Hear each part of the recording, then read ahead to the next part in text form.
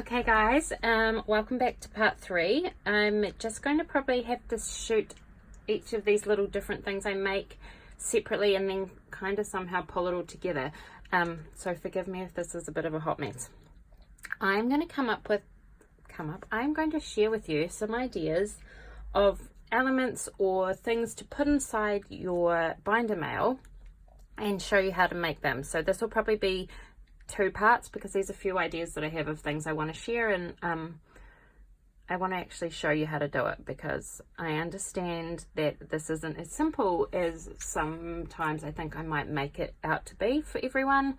I don't mean that in a disrespectful way. I just mean when things are easy for you, sometimes you forget that not everyone else feels the same way. So anyway, enough rambling. I'm going to first show you, as requested by Pink and Yellow Sequins, how to make this little pouch. So you've seen, they're everywhere. Lots of people are making them. I was inspired by, like everyone, but Adriana, and definitely to put the zip in was her thing, that she was really inspirational. And also Patty at Mummy and Me Crafts had made like a little pocket thing, but to make this, I tried to figure out how to do it. I've sewn for years. I've struggled putting sewing anything on vinyl. So putting a zipper into fabric is hard enough. Putting a zipper into vinyl is a pain in my butt. But I figured out a way, and I have shared it when I did my Happymail pouch collaboration thing I did with Dee, but let's do it again, and I'll show you how to make this, and then I put a little section on the side to put the rings in. Okay, so let's move that one off to the side. I'm trying to be really good in sort of pre-prep things because I take so long to do everything, but for this one I've had this is double, so it's folded over piece of vinyl. This is it was slightly bigger than this, but I'm making mine this size because I can't be bothered cutting off another whole bit. So this bit is 7.5 high by 10.25 long, and you are going to fold it in half. So it just needs to be double the size you want it to be. So, you know, when you fold it over, it's going to be that size. So I folded it in half to give me the size of the pouch, and then you really want to crease a line down the side. You don't have to do 2 layers. I'm doing double layers because I want to put sequins in it, but you don't have to do that. You don't have to do anything. This is just what I'm doing, so I'm just sharing it with you. Then I get a zip. I try and use a zip that is smaller or the same like length as here, but the opening, as you can see, is only here to here. It needs to be smaller because you're going to sew on the sides. Excuse me, I just need to get some washi tape, and I want a washi tape that you don't usually want, which is something that's not too sticky, because you are going to use it to stick this down. So see how I've opened the top of the zip? You want the actual zipper line, like where the zip is going to open, to be over that crease that you made. You're trying to keep it straight because obviously it's a zip. Sometimes it's hard, so I use washi tape to hold it there, so it's going to hold it on. I open it a little bit because when it's zipped up, see how it wants to pop open. So anyway, you're going to put the washi tape on each side, and that's just going to help you when you go to sew it, because it will just help keep it in place. And I find that zips move around at the best of times. Zips on vinyl are not friends. They don't want to stay together. They don't want to stick. This washi tape definitely wants to stick, so probably wasn't my best thing, and I didn't. I'm actually going to pull it off, and that's just a little thing. See how that's really stuck? I stick it onto something like my pants or my very fluffy jersey to get some of that stick off. You know, you can stick it on the carpet and then try it again, because you want it to hold it there, but you don't want it to stay there. And you certainly, which I'm pretty sure this is going to, see, it's going to stay, especially if you put it through your sewing machine. And yeah, see that stuff, that's the kind of thing that always happens to me. So I'm going to stick this new piece on the pajama pants, because yes, I'm still in my pajamas. I'm not feeling very flash, which seems to be a regular thing for me, but we won't go there. Okay, so you've stuck these down, and now I'm going to sew this with my sewing machine, and I'm actually not going to show you, but if you Google search up on YouTube sewing a zipper, you're just going to sew. If you see this zipper, see how it's got like two different kinds of texture in the fabric. I try and sew just on the top of the second bit, so you need to leave room for it to open and close, but you want to just try and sew it there. So I use a zipper foot. You can definitely sew it with a normal foot. A zipper foot just lets you get closer in to here without hitting this. So I'm going to go sew that, and I'll be back. Okay, and I'm back, and in total transparency, and because I do definitely get comments that I am good at sewing circles or that I'm good at sewing, I have rubbish sewing too. Look at this.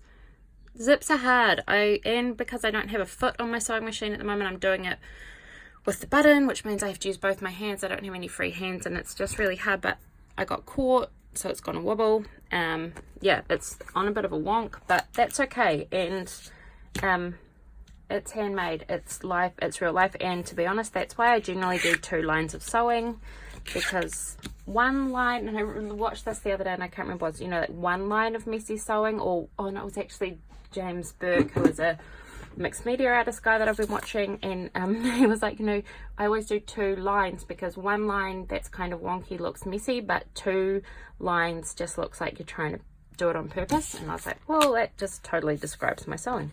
Anyway, sorry, ranting away again. Okay, so I am going to now come onto the back, and I'm not sure if I explained this very well, because we've put it on top of here, so see, we're sewing it, this is all closed, this is not going to make a pouch unless we open the back here, but sewing it like this instead of on 2 separate sewing 2 separate things together, it's actually really, well, for me anyway, makes it a lot easier. And if you're learning to sew, I think this is a really great way to make pouches, even with, you can do it with fabric as well. And I know I said I was trying to be organized, but I haven't got any scissors. So yeah, this is how I do it for these pouches anyway, and I think it's really good. It is easy. I mean, it's definitely like a little bit more, a few more steps, but it makes things a lot easier to sew. And then you've just got, you know, you've just got your pouch. But I might actually cut it all the way along. I just think it might sit better. So cut that all the way along.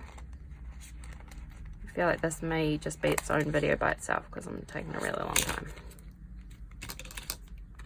Keep cutting.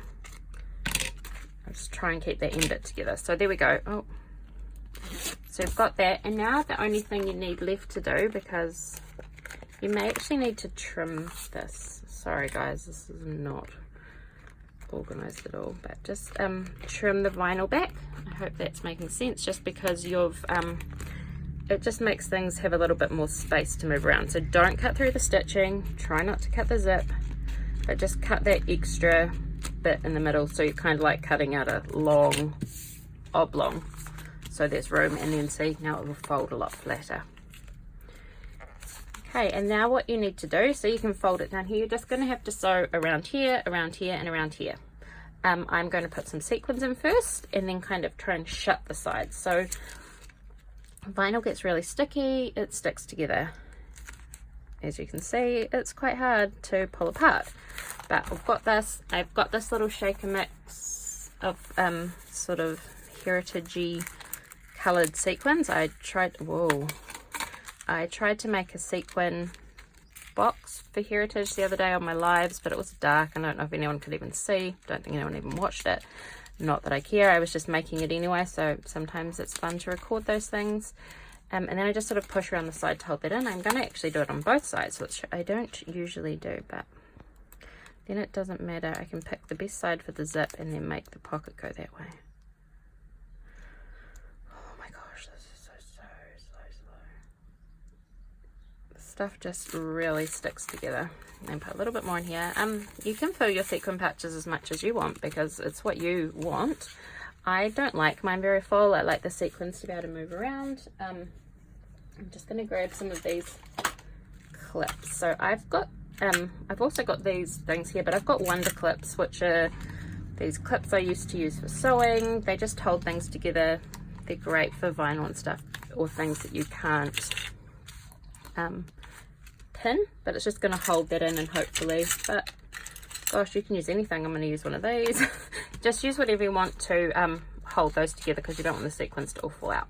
So I will go and sew around the edges, and I'll be okay. So I have sewn just around the edges, and then I've also sewn probably a ½ inch, just under ½ inch, another line of stitching down here, so I can put the holes in here. You could go straight through it, but I like leaving this little gap here, you know, sort of like those planner inserts you can buy. So I'm going to do that. I'm going to find my little hole punch I picked up from the op shop, and I'm going to find the middle point. And well, let's I've been just brought this hole punch because I have been using, you know, a one punch thing, and I was finding it so hard to try and always find the right place. So I just brought this from the op shop. I think you can get them. I should have had some. I'm pretty sure I have one somewhere. I just cannot find it anywhere. So anyway, there's that. And I've punched the holes in there. So I would just put some little ring reinforcers on there. I have some of those. Okay, so I have a few different, you can just get, you know, plain hole reinforcers, like white ones. You could ink them up, you could paint them, you could leave them white. I found these, I didn't find them, I bought these years ago. These are like Tim Holtz ring reinforcers. I've got some from Daiso. These are from Simple Stories, but I'm just going to use these blue ones because they kind of match the zip. I just like the look of these things on there. You totally don't have to use them. You can make your own by punching a small circle and then using a hole puncher in the middle. So you could make them totally match your project. I've also got the We Are Memory Keepers hole punch reinforcer thing, which I can use, but these are just so much simpler. So there's that, all done, super easy. Well, not super easy at all, but simple enough that you can do it if you have a sewing machine. You could just, you could probably stick this a zip on. You totally could stick a zip on with hot glue, or maybe not hot glue on vinyl, but with, you know, double-sided tape.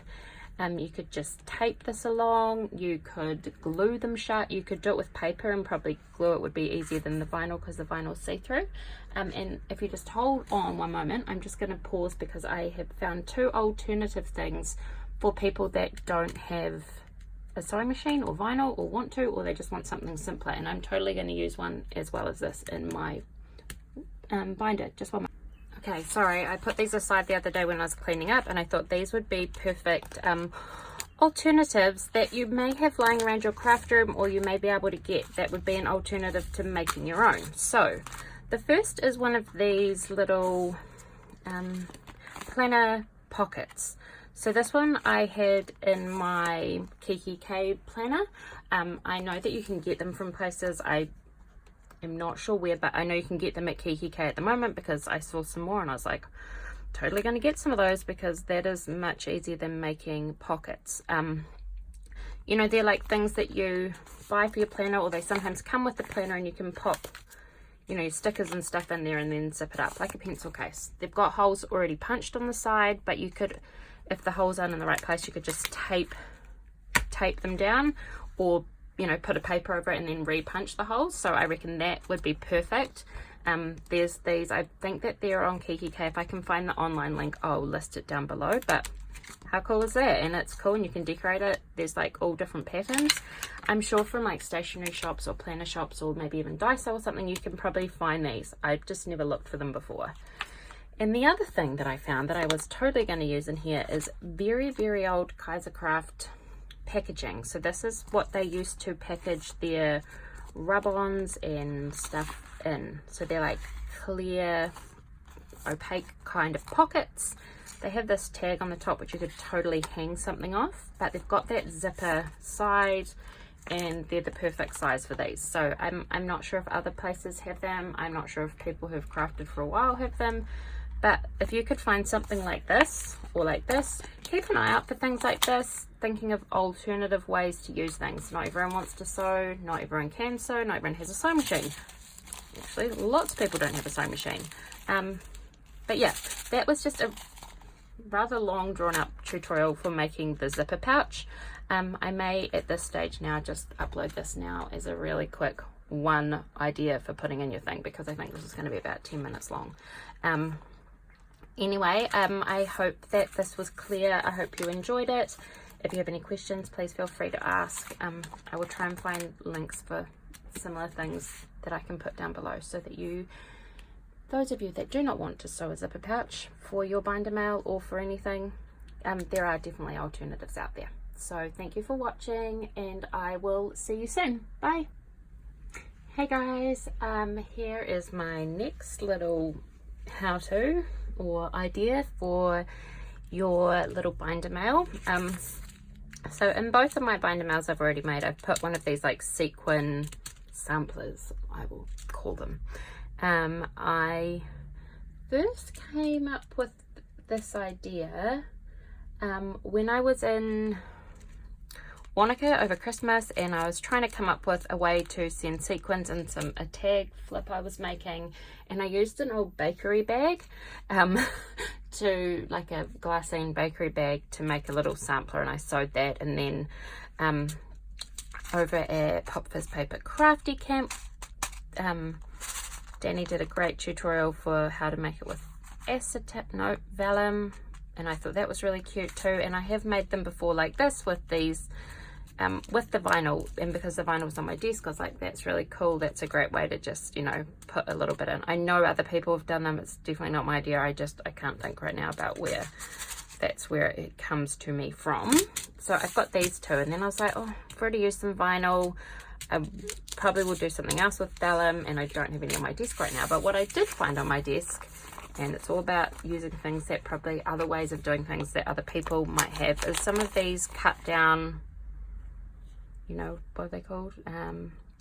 Pocket letter sleeves or baseball card sleeves. So I've had some of those cut down, and I just haven't really been making pocket cards anymore. So I thought if I trimmed it down and sewed that into sections, it's quite thick, it'd be perfect. I mean, there's already some there, so you could just have done a 3-section one. But I've divided it into sections, and I've sewn, here's the actual card, so it went there, and I just went halfway through that one, down halfway through, sewed along the join, sewed in there, sewed there. So there's 5 sections. So all you need to do is super simple, and I probably don't really need to do a tutorial to show you this, but I will because I love doing this, is pick the sequins.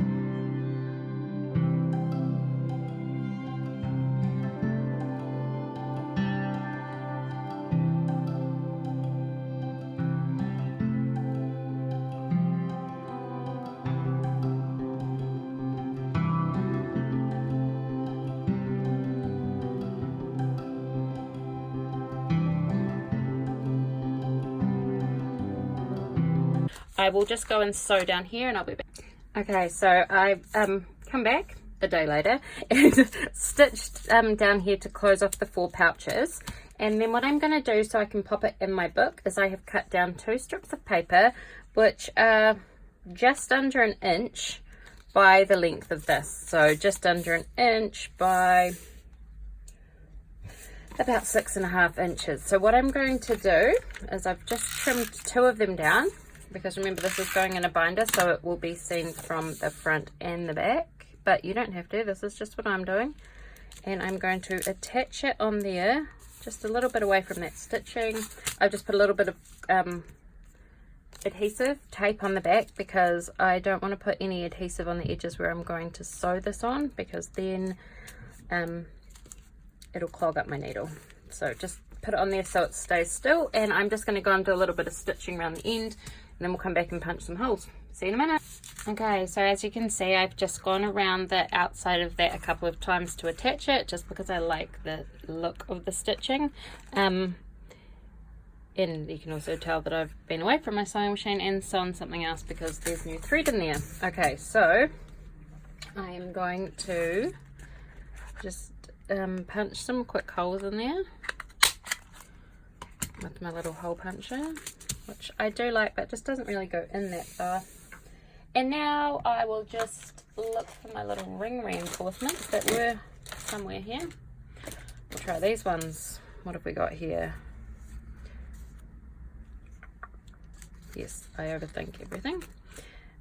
These Simple Stories ones I got ages ago, and it's like the holes that they are made for are much bigger than the holes that a standard hole puncher punches, but oh well.